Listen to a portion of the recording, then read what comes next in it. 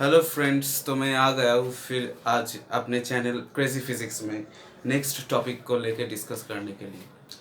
तो टॉपिक शुरू करने से पहले एक बार फिर से बोल देना चाह रहा हूँ कि जो जो अभी तक मेरे चैनल सब्सक्राइब नहीं किए हैं तो प्लीज़ उससे रिक्वेस्ट है कि चैनल सब्सक्राइब कर दीजिए और कमेंट करके बताइए कैसा लग रहा है और शेयर कर दीजिएगा दोस्तों के बीच। तो बहुत बहुत आभारी रहूँगा।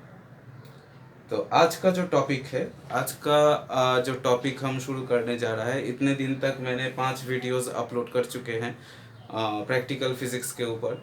तो वो सब नॉन इलेक्ट्रॉनिक्स था, ऑप्टिक्स के ऊपर डिपेंडेंट था। आज जो हम प्रैक्टिकल डिस्कस करने जा रहे हैं वो है इलेक्ट्रॉनिक्स के ऊपर एक आधारित वीडियो। तो इलेक्ट्रॉनिक्स का वो जो पार्ट है नेटवर्क थ्योरम, नेटवर्क थ्योरम का पहला जो पड़ाव है वो है थेवेनिन्स थ्योरम। और ये थेवेनिन्स थ्योरम को कैसे वेरिफिकेशन किया जाता है, ये ऐसा एक प्रैक्टिकल है जो हम लोगों को करना पड़ता है ग्रेजुएशन और अंडर ग्रेजुएट और पीजी लेवल में। तो हम देखेंगे वो कैसे किया जाता है। ठीक है, तो आगे देखते रहिए कैसे लग रहा है वीडियो। तो थेवेनिन थ्योरम हम लोगों को वेरीफाई करने के लिए हम लोगों को पहले जानना होगा कि थेवेनिन्स का जो थ्योरम है वो क्या है, थेवेनिन का क्या थ्योरम है। तो पहले बोल देते हैं। और एक बात, ये जो जो नेटवर्क का थ्योरम है, सब जो जितना भी इलेक्ट्रॉनिक्स का काम होने वाला है सब ओम्स लॉ के ऊपर, मतलब V equal to I R के ऊपर डिपेंड करके ही होगा। ठीक है, तो थेवेनिन का थ्योरम क्या बोल रहा है, तो ये पूरा का पूरा थ्योरम नहीं है क्योंकि बोर्ड में नहीं जगह हो रहा है, तो मैं फिर से लिखूंगा आगे। तो शुरू करते हैं ऐसे।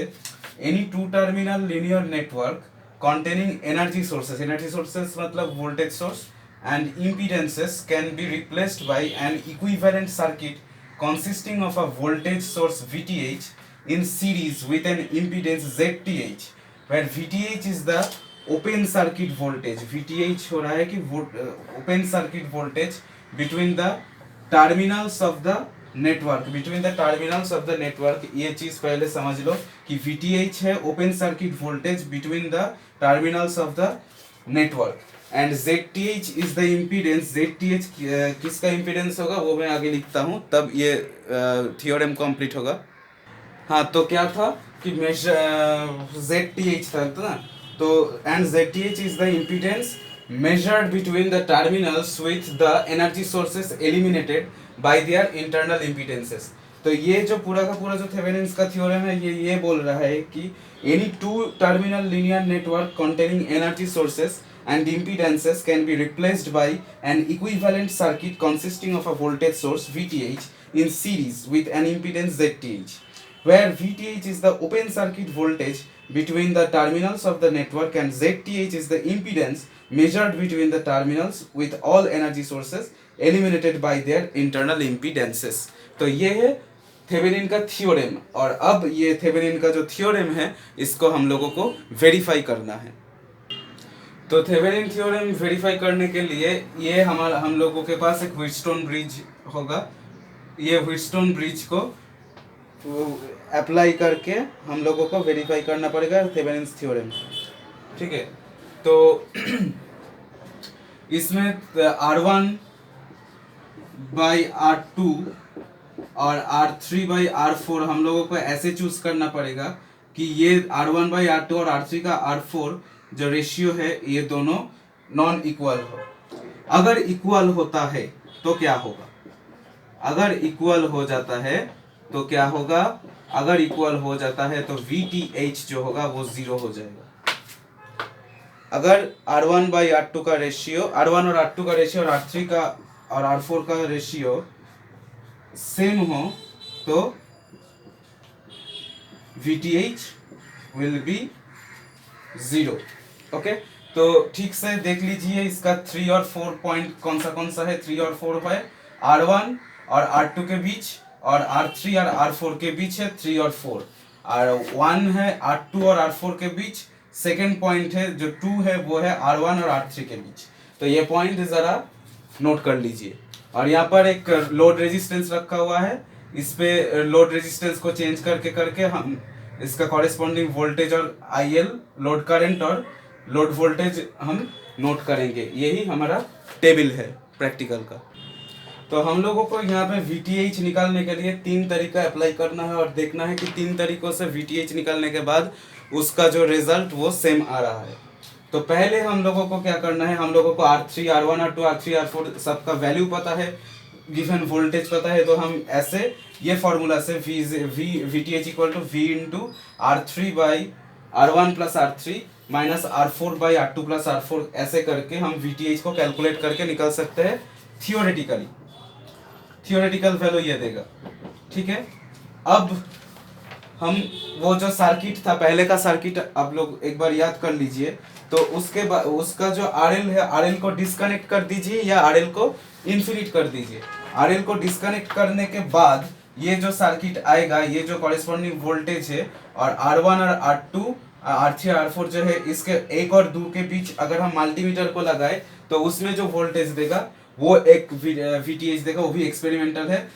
हम लोगों को देखेगा कि कैलकुलेशन करके जो आया है वो उसके आसपास ही वो वोल्टेज VTH हम मल्टीमीटर भी वही रीडिंग दिखा रहा है। तो ऐसे करने से एक बार वो वेरीफाई हो गया। और एक बार जो करना है वो ग्राफ करके, वो कैसे करके करना है वो मैं बताता जाऊंगा आगे। और अब RTH निकालना है, तो RTH कब निकालेंगे? अच्छा, और एक चीज, हम यहाँ पे एक जो पहले वाला जो पिक्चर था सर्किट का, इसमें 3 पॉइंट बनाए थे, है ठीक है।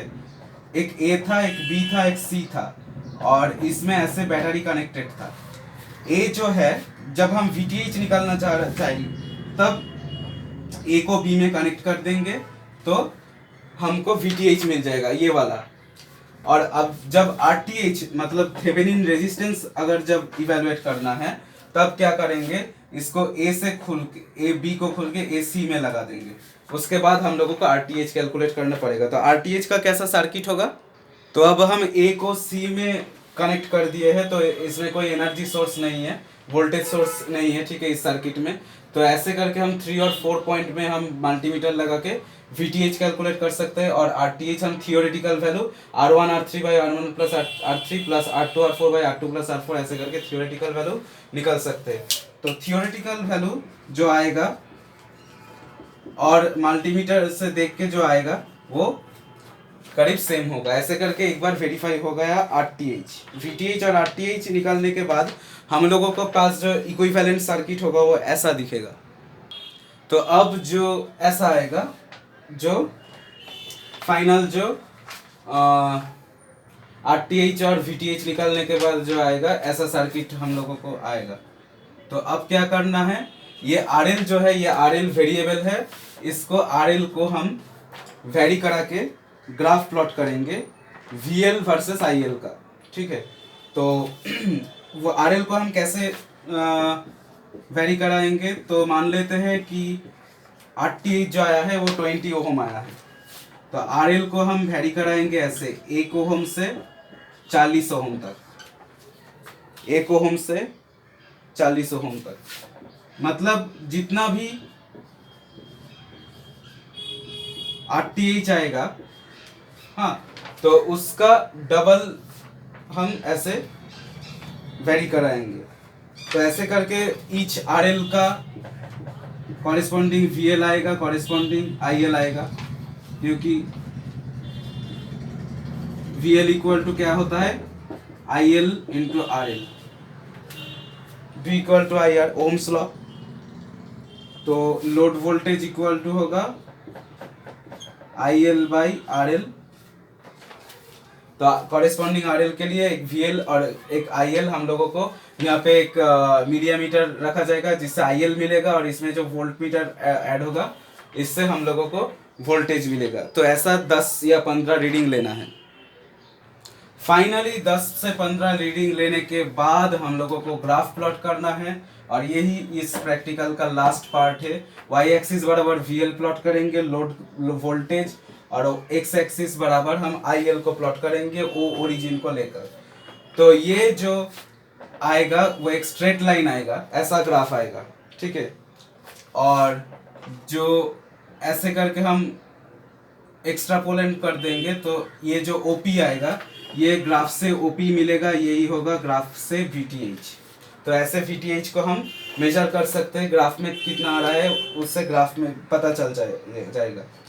तो ये स्ट्रेट लाइन का जो इक्वेशन है, स्ट्रेट लाइन का इक्वेशन यही है, ओम्स लॉ से आता है कि VL equal to VTH minus IL into RTH।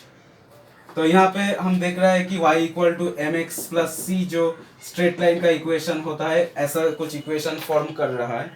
तो इसमें हम मान लेते हैं कि x जो है ये IL है, xc है IL, और जो कांस्टेंट टर्म है वही है VTH, और m है स्लोप। तो m जो स्लोप है ये आएगा माइनस RTH। ऐसे करके लिखते हैं कि VL equal to IL into minus RTH plus VTH। तो ऐसे करके देखेंगे कि C जो आ रहा है वो VTH हो रहा है, IL जो है वो X है, Y जो है वो VL है, और जो M स्लोप है वो माइनस RTH आ रहा है। तो हम स्लोप कैसे निकालेंगे? स्लोप निकालेंगे इस स्ट्रेट लाइन से। अगर हम यहाँ से A और B को प्लॉट करें तो ABC, तो ये जो ट्राइंगल आएगा उसका RTH जो होगा तो AB बाई BC होगा। AB जो है वो डेल्टा VL होगा और BC जो है डेल्टा IL होगा, और V बाई I करेंगे तो हमको रेजिस्टेंस मिलेगा, वही होगा थेवेनिन रेजिस्टेंस। तो ऐसे करके हम जो रेजिस्टेंस मिलेंगे वो थियोरेटिकल कैलकुलेट करके और मल्टीमीटर से और ग्राफ से, तीनों से वो सेम वैल्यू या बहुत नियरेस्ट वैल्यू आएगा। तो हम तब हम लोगों को पता चल जाएगा कि थेवेनिन्स का जो थ्योरम है वो वेरीफाई हो चुका है। तो यही तक था आज का वीडियो। धन्यवाद। और कुछ नहीं है, नेक्स्ट वीडियो में हम कंटिन्यू करेंगे।